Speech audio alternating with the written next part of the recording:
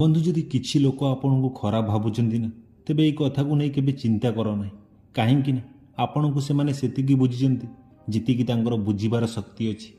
ବାରମ୍ବାର ଅପମାନ ହେବା ପରେ ବି ଯେଉଁ ମଣିଷ ଆପଣଙ୍କୁ ଛାଡ଼ି ଚାଲିଯାଏ ନାହିଁ ନା, ଏହାର ମାନେ ନୁହେଁ ଯେ ସେ ନିର୍ଲଜ ଅଟେ। ବରଂ ସତ କଥା ତ ଏହା ଅଟେ, ତା ଜୀବନରେ ନା ଆପଣଙ୍କର ସ୍ଥାନ ତା ଇଜ୍ଜତ ଠାରୁ ବଡ଼।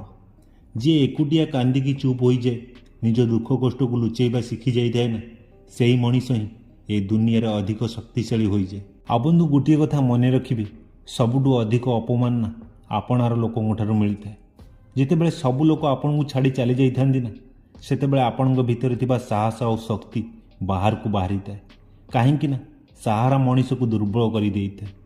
ଆପଣଙ୍କ ବୟସ ଯେତେ ହେଉନା କାହିଁକି, ପ୍ରତ୍ୟେକ ଦିନ ନା ଜୀବନ ଆପଣଙ୍କୁ କିଛି ନା କିଛି ଶିକ୍ଷା ଦେଇଥାଏ।